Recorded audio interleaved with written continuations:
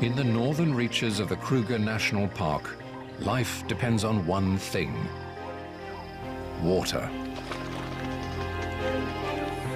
In a land burdened by heat and drought, a single ribbon cuts its reliable course through the wilderness.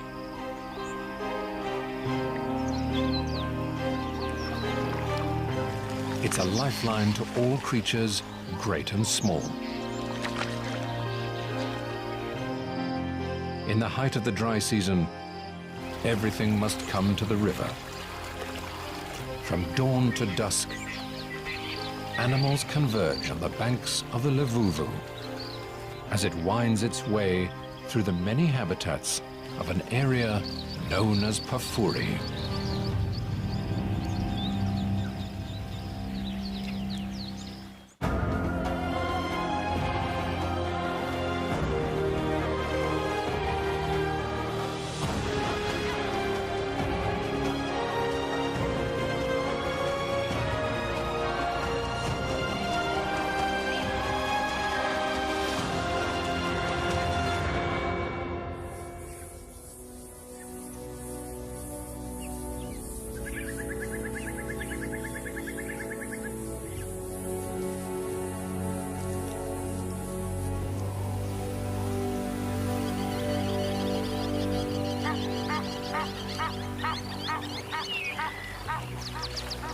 On a sandy riverbank in the far north of the world-famous Kruger National Park, a white-crowned lapwing strides through its territory.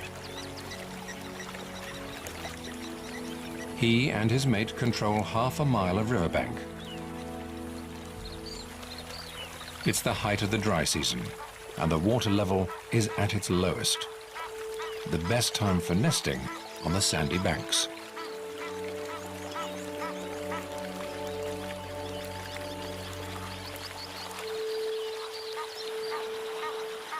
The Lapwings River is called the Luvuvu, and it flows through a very special piece of wilderness known as the Pafuri.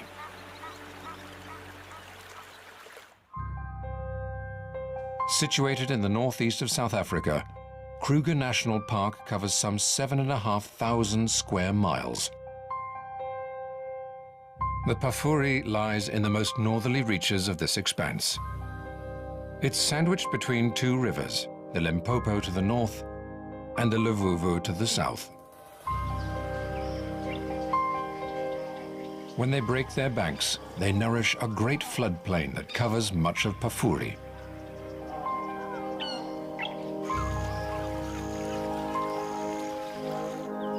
Here, lush lowlands feed herds of grazers, and iconic forests grow tall and green. Where less water gathers, hardier plants grow, adding to Pafuri's incredible biodiversity. Although it makes up just 1% of Kruger's total area, Pafuri is home to 75% of all the greater park species. Among these, some creatures stand out. From species rarely seen in the rest of the reserve, to great herds of its iconic characters.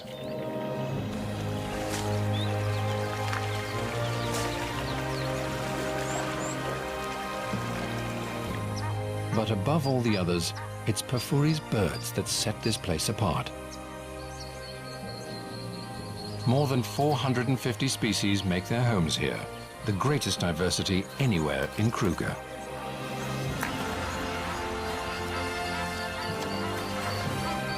For many tropical African species, this is the most southerly extent of their range.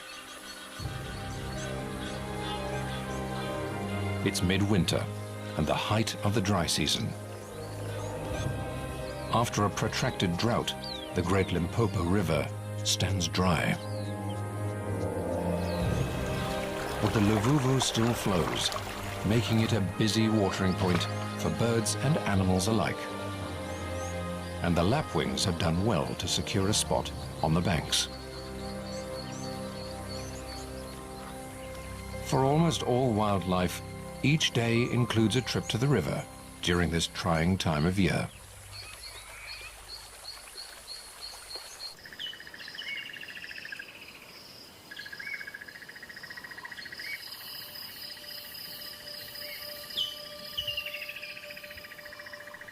As morning dawns in Pafuri, a herd of waterbuck grazes on the marshy floodplain.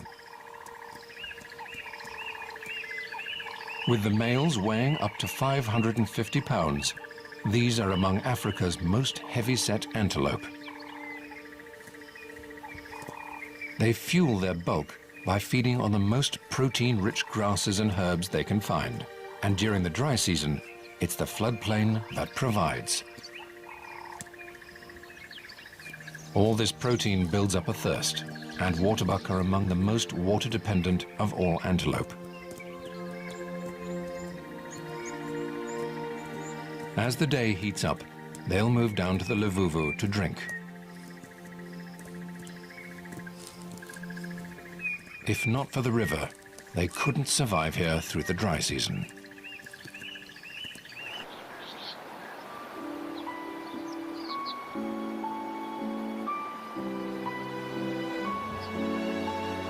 The river flows from west to east across the park, shaping the landscape and attracting its wildlife.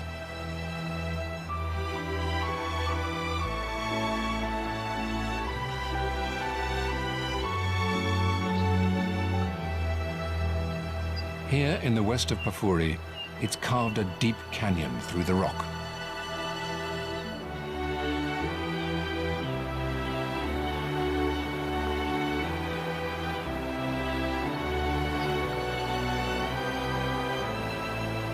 Known as Lana Gorge, it's testament to the Luvuvu's steady flow over the millennia.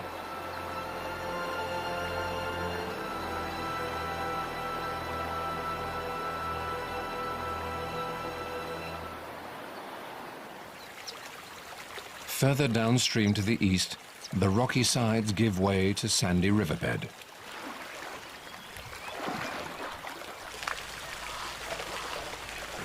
Here, a young bull elephant has arrived early to quench his thirst.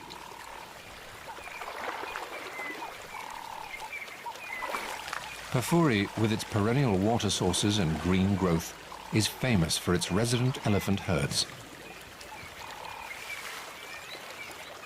But this bull has left his herd, and for now he leads a more solitary existence.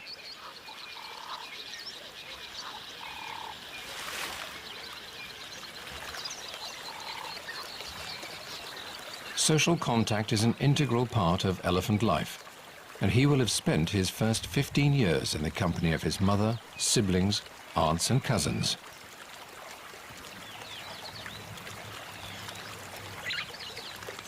As he moves down the river, he smells the air for signs of other elephants.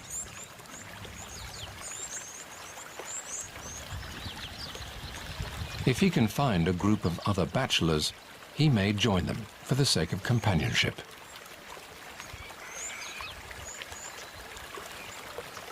But for now, he's on his own.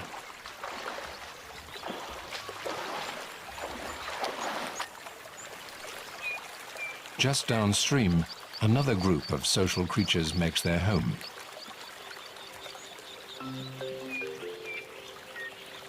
White-fronted bee-eaters live in small families consisting of a breeding pair and up to 5 related birds that'll help them raise their chicks. In a few months, when early summer brings the rains, they'll dig more nests like these into the riverbank to lay their eggs. The rain will trigger a flush of insect life, and there'll be plenty of food to feed their chicks.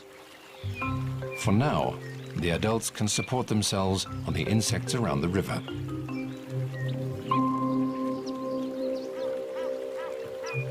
The little water in the Luvuvu is enough to attract a range of water birds, and each starts its day by finding food in its own way.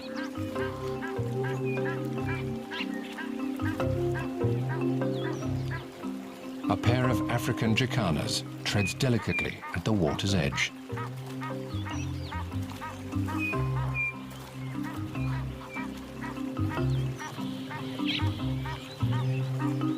Their long toes help distribute their weight on floating plant life. Together, the pair controls a territory along the bank, and it gives them all the insects they need.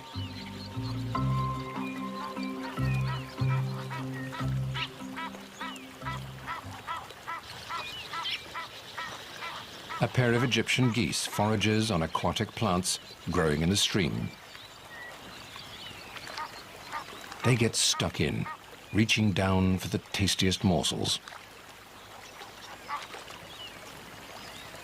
A hammerkop takes a more measured approach.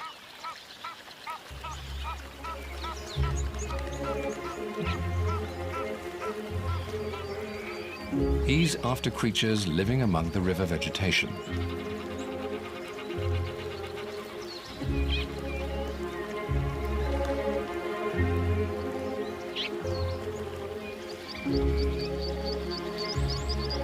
He prefers a breakfast of tadpoles, but he snaps up aquatic invertebrates too. For a three-banded plover, it's all about covering ground. He moves quickly along, pecking at the water's surface for insects and their larvae.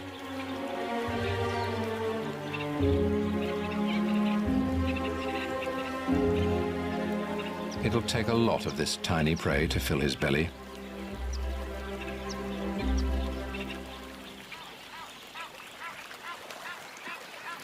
While some are enjoying the river's ample food supply, a great egret is finding things trickier.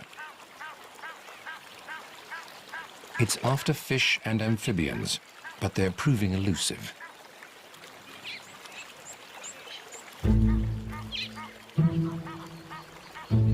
Perhaps another spot will be more productive.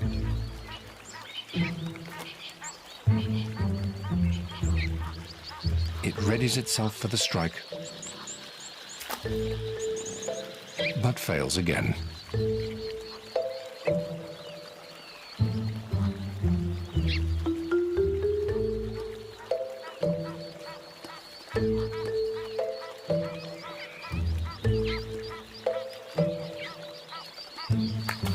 With one last effort, he comes up with a morsel. It's not much, but it's a start.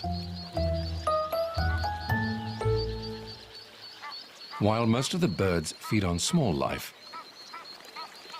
there are others here looking for bigger prey. The banks are lined with the scaly bodies of Nile crocodiles sunning themselves.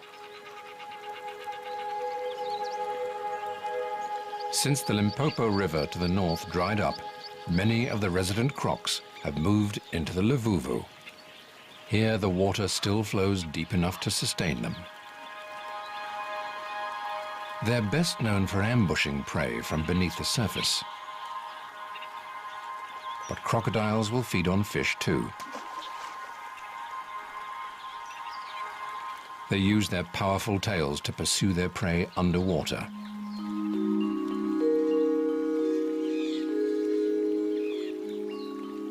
Despite their fearsome appearance, many other creatures seem comfortable in the presence of the crocodiles.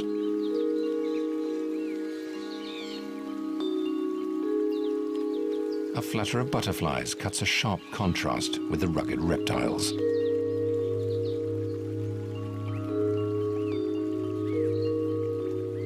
They're gathered to filter nutrients from the bank's muddy puddles.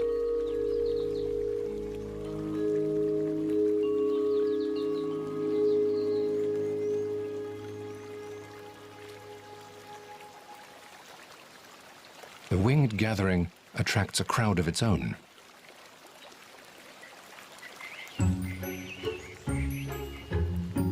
Bee eaters.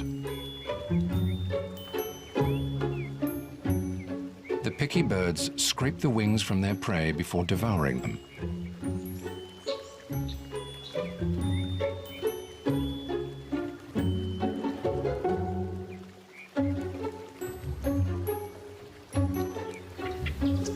The bee-eater family will join forces with neighboring families to defend their foraging territory against other bee-eaters.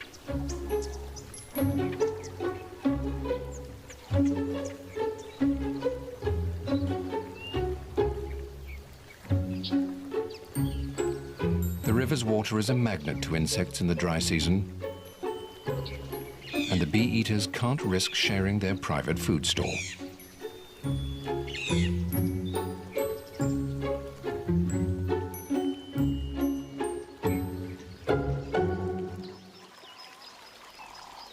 For many animals, Pafuri has lots to offer beyond the Luvuvu.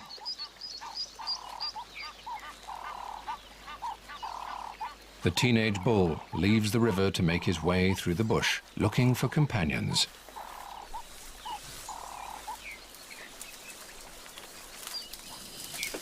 But he doesn't get far before his stomach distracts him. A full-grown elephant bull can weigh up to 5 tons.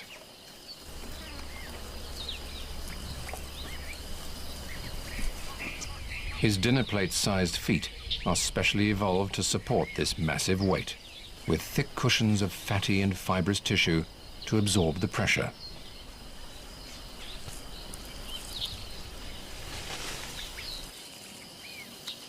His trunk is the perfect tool for reaching the best leaves high in the trees.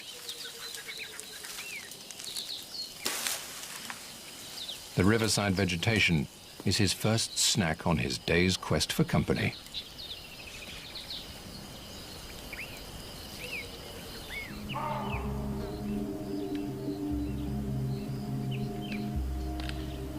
Pafuri has other food reserves in plenty for an elephant, including one type of tree in particular that the park is famous for.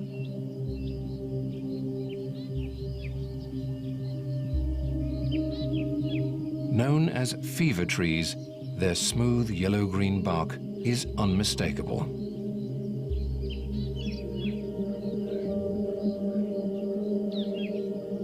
Early settlers found that people traveling or living near these trees contracted terrible fevers.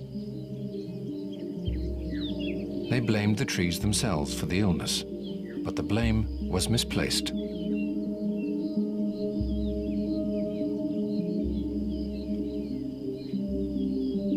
Fever trees favor moist areas and often grow near swamps, the favorite breeding grounds for the real culprits, malaria-carrying mosquitoes. The dense stands of picturesque tall fever trees are icons of the Pafuri. They thrive in the alluvial soils of the floodplain and are regularly inundated with water when the rivers break their banks. These serene, shady forests are a favorite feeding place for many at this time of year. A lone eland grazes quietly on the undergrowth.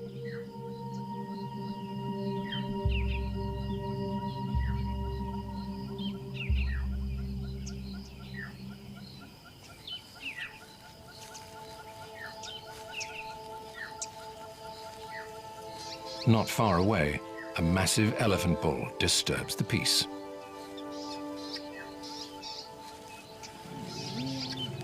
He strides through the forest in a foul mood.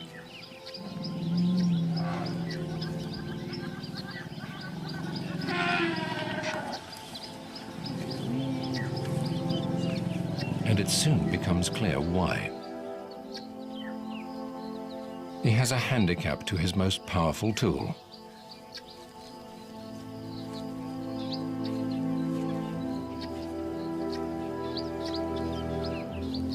It's an old injury to his trunk, possibly caused by a crocodile's jaws, but more likely, a poacher's snare.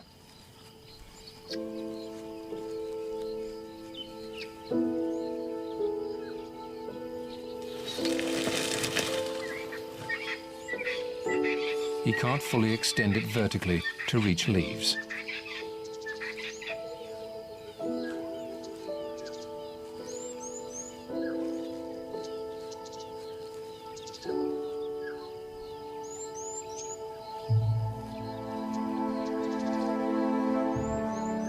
But like all elephants, he has the strength to bring them down to his level.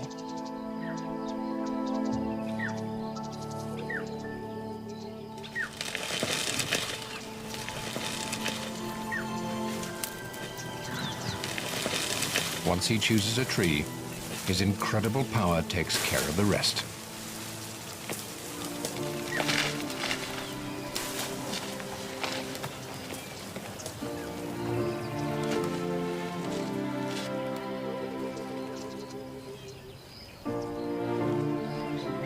With the leaves at ground level, he's finally able to satisfy his agitating hunger.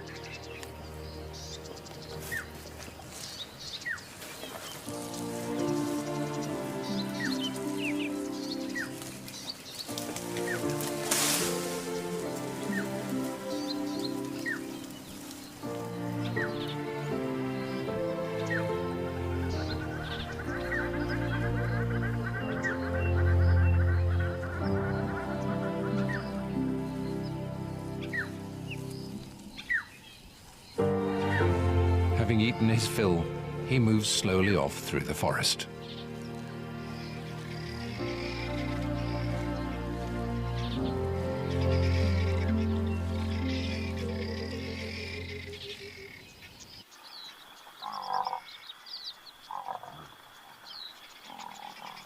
Beyond the fever trees, a herd of African buffalo grazes out in the open. The grasses grow tall on the floodplain, but they're dry and tough at this time of year. This doesn't faze the buffaloes. They prioritize quantity over quality and can subsist on coarser fodder than most grazers.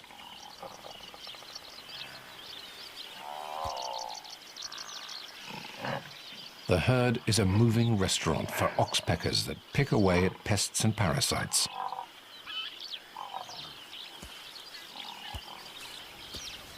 Despite the adults' impressive horns, the herd is wary of predators, for the buffaloes have youngsters with them. Eventually, they've had enough time in the open and head for the cover of Mopani thicket. These dense woodlands thrive on Pafuri's higher ground and add yet another habitat to the park. Mopani is well known for its ability to withstand dry conditions. In the heat of the day, the butterfly-like leaves fold close to reduce the surface exposed to the sun and minimize water loss from evaporation. They're also a fantastic source of protein for Pafuri's animals. But today it's a brown snake eagle that makes best use of the golden trees. It could perch up here for hours, searching its surroundings with piercing eyes for its favorite prey of snakes. When it spots one, it'll swoop down from its perch, crush the snake's spine, and swallow it head first. For now, it stretches its feathers leisurely and surveys the comings and goings below. With raptors like these around, Pafuri's smaller inhabitants must keep a careful eye out.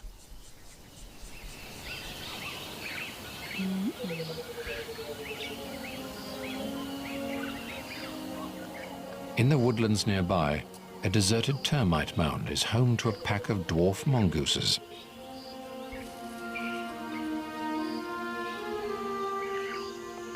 As the day heats up, the adults emerge from their burrow, one by one.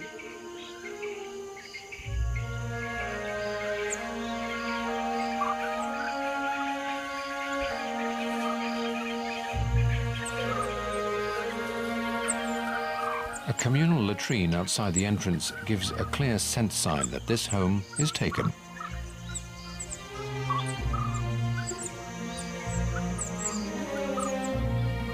At less than 8 inches long, they have little defense against predators. But the family of 14 watches each other's backs.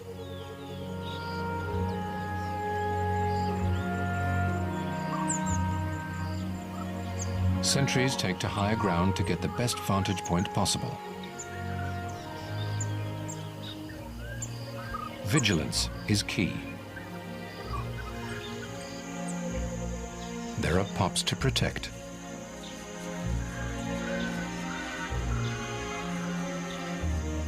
They're the offspring of the dominant male and female, and they're around 6 weeks old.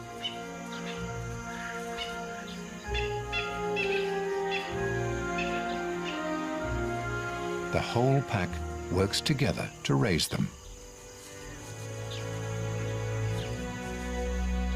This includes the crucial tasks of babysitting and standing guard.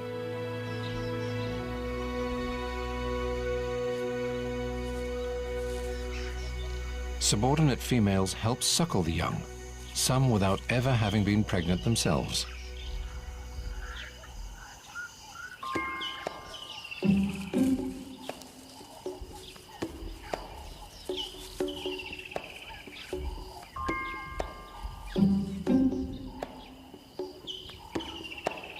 The rest of the pack heads out to scratch for prey with their long claws.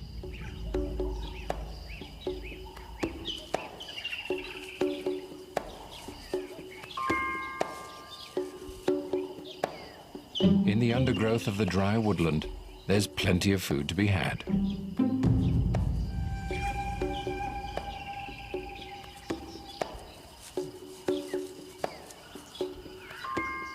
A millipede, known locally as a shongololo, would be a juicy snack.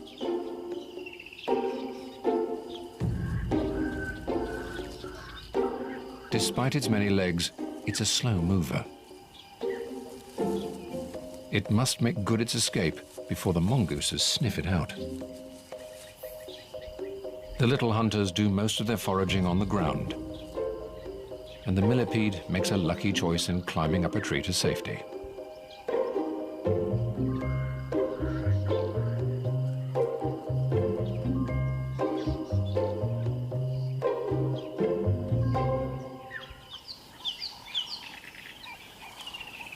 While the mongooses carry out their scuttling hunt, others plod slowly and steadily through the morning. An elephant mother is on the move with 2 youngsters. They've drifted from the herd to search the dry woodland for good fodder.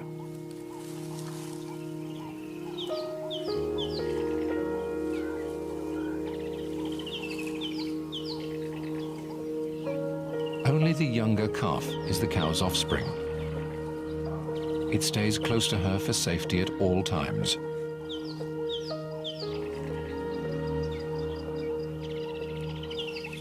The whereabouts of the other calf's mother is difficult to tell, but it's a sad possibility that poachers have killed her for her tusks.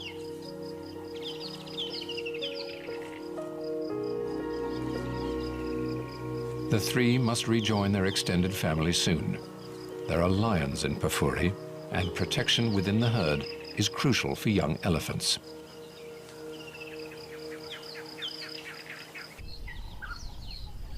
Away from the Luvuvu, a few small wetlands persist.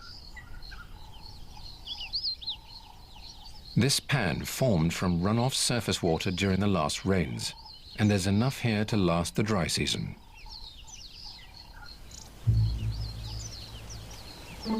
It's attracted 6 big bulls.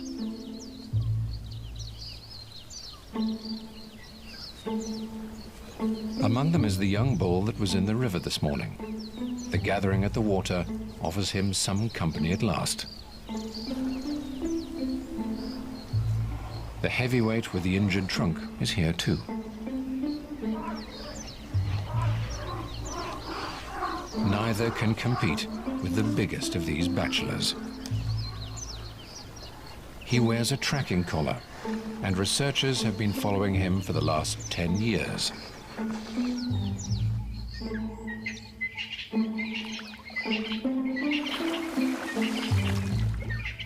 He's now in his prime at around 45 and has picked up scars of his own during his long life. If all goes well, he could live to around 60.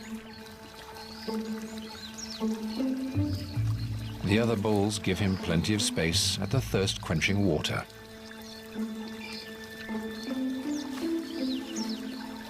The bull with the wounded trunk has learned to live with his handicap. To get maximum suction, he dips his trunk into the water at an angle. This closes the wound, so he's not sucking in air.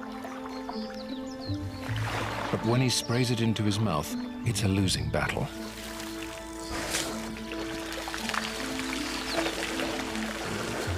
It's the elephant equivalent of drinking through a punctured straw.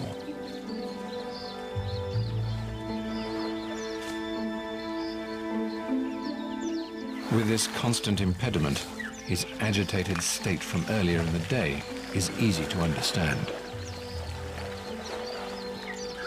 But nothing soothes an elephant like a trip to water.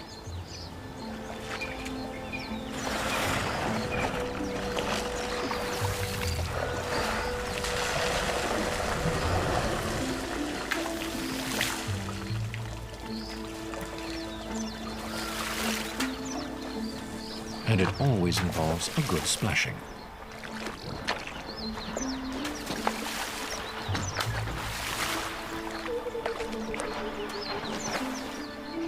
A tree serves as a favorite scratching post.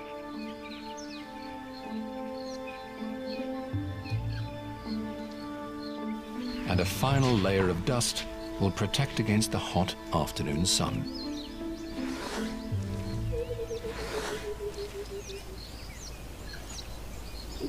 When the elephants are done, as ever, it's Pafuri's birds that make a splash.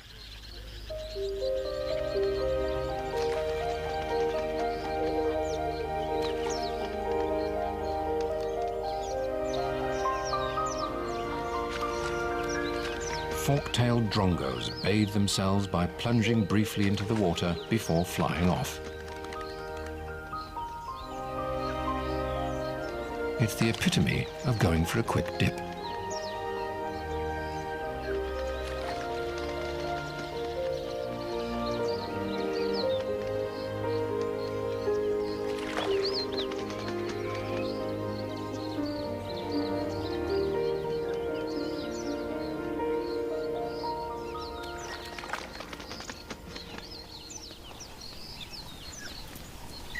A small herd of impala arrives for a quick drink.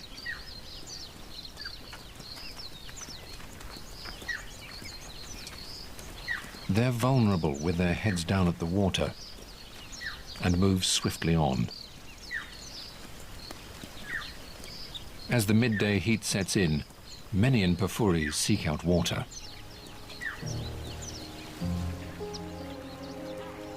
The afternoon is especially busy on the banks of the Luvuvu.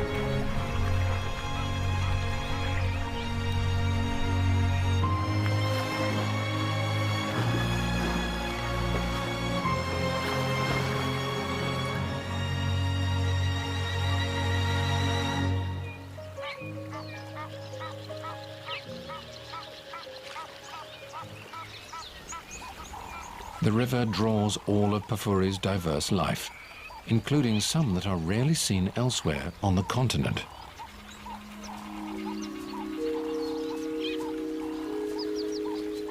Nyala are particularly shy antelope, sticking to densely wooded areas, usually near water.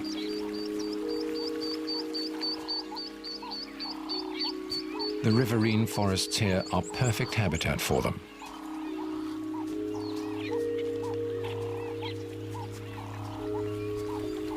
As thirsty as they may be, they're cautious around the water. This is crocodile territory.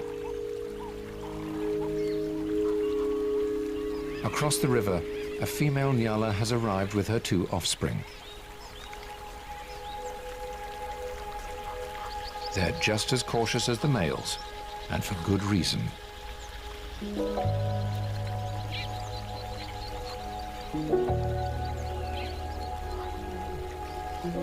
The young croc is probably too small to catch the mother,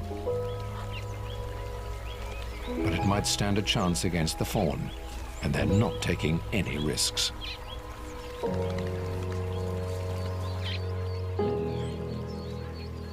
Downstream, the shaggy waterbuck have arrived with their young too.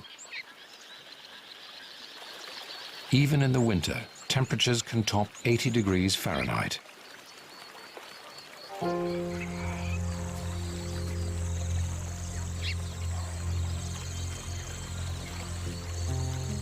The soft, moist sand offers some cool relief.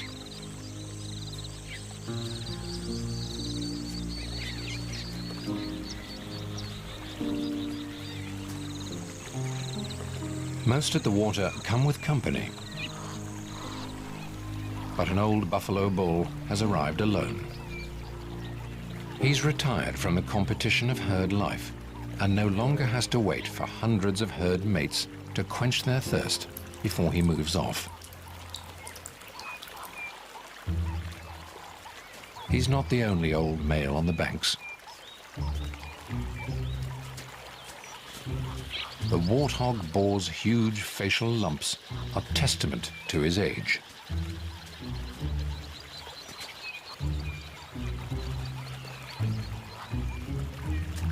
Having quenched his thirst, he turns his attention to food. Green grass is hard to come by this deep into the dry season, and the warthog seize the opportunity for a good meal. The riverside growth is a valuable source of food. For some, the banks provide a special treat. The seed pods of an acacia tree are a favorite snack for chacma baboons.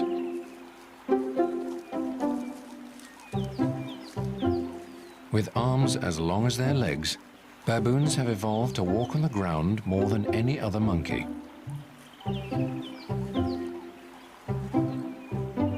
But the youngsters are completely comfortable in the tree, even as they pick their way between the thorns.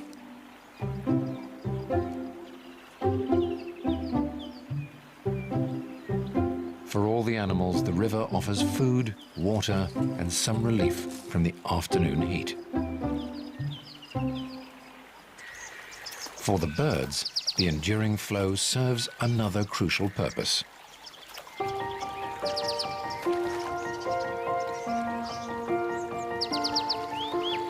Most birds must bathe to keep their feathers in tip-top condition for flying.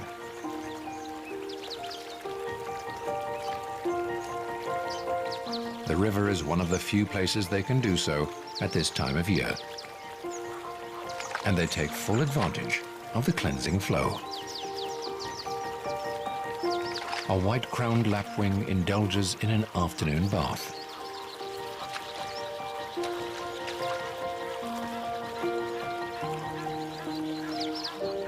Bathing isn't the only important part of feather maintenance.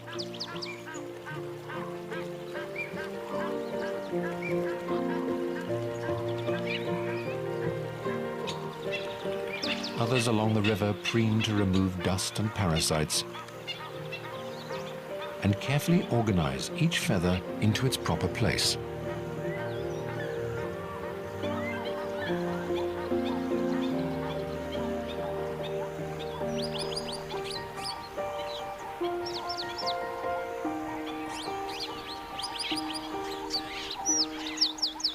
A woolly-necked stork is one of the bigger birds on the river today, but it's dwarfed by its cousin, the saddle-billed stork. It towers at 5 feet tall. Like all other creatures, big birds are drawn to the Levuvu by the allure of water. An 11-pound white-backed vulture makes daily trips to water to drink and bathe.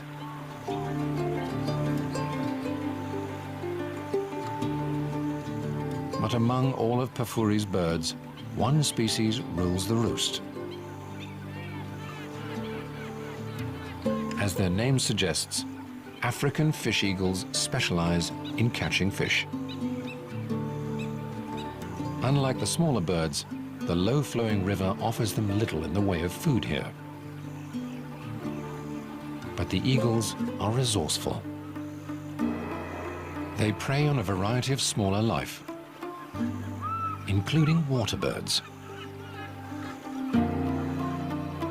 They're also fearless thieves, stealing prey from others as big as the saddle-billed stork. All this makes them formidable river mates for the other species.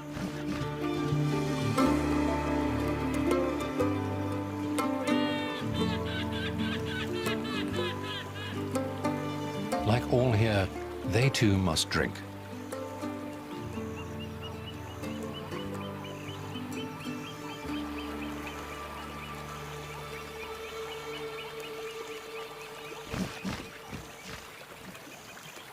The trickle of the river here is enough to satisfy the birds' needs, but there is one resident of Pafuri whose demands are far greater.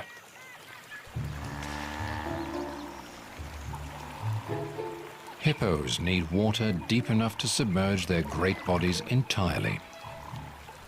During the dry season, there are few places in Pafuri where this exists.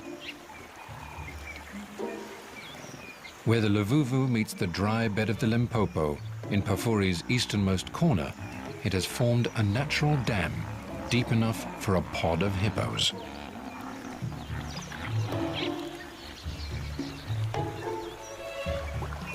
These huge animals have sensitive skins and spend most of their days submerged to escape the heat of the sun.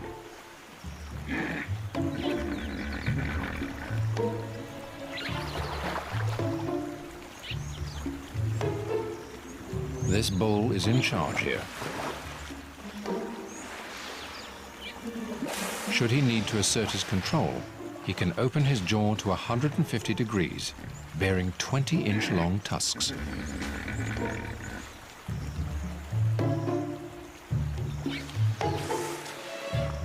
For now, he relaxes in the cool of the water with his pod.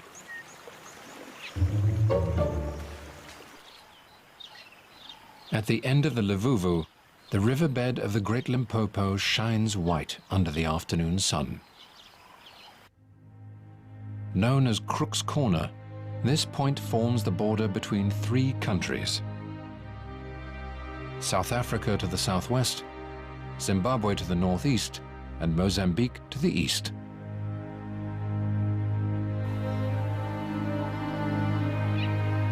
Here the Luvuvu River reaches its end.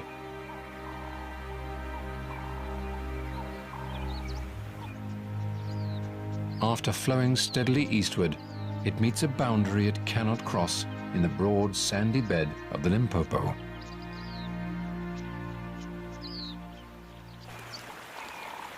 For the creatures of Pafuri, the Luvuvu has done its job, providing water through another hot, dry day.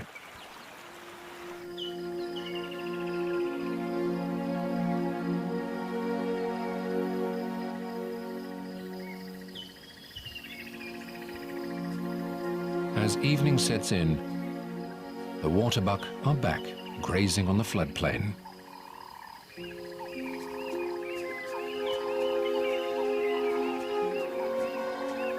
They enjoy the cool, calm end of the day.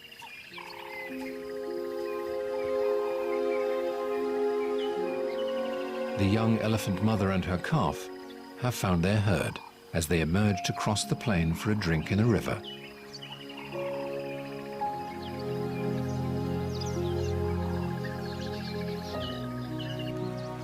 On the Luvuvu's banks, the baboon troop spends a little time by the water before heading into the treetops to sleep.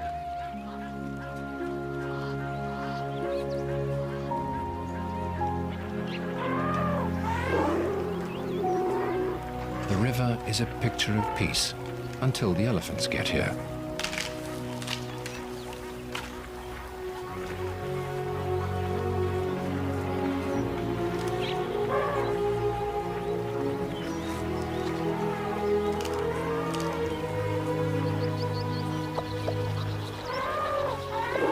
The cool, soft sand is welcome relief after the long, hot day.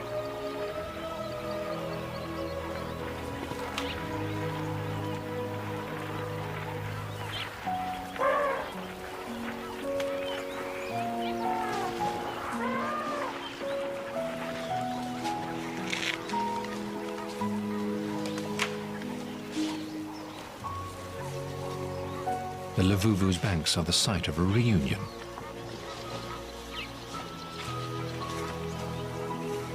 The older calf from earlier has found its mother and enjoys the river by her side.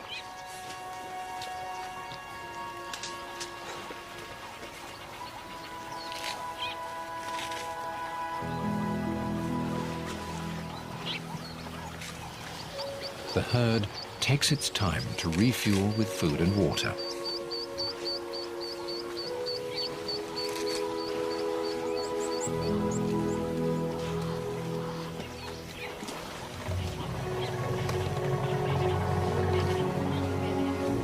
As long as the Livuvu continues to flow through this special reserve, Pafuri's creatures will thrive despite the rigors of the dry season.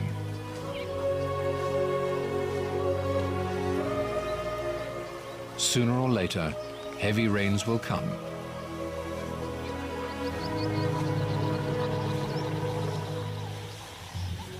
The Limpopo will flow once more, and floodwaters will inundate the plains to spur new growth.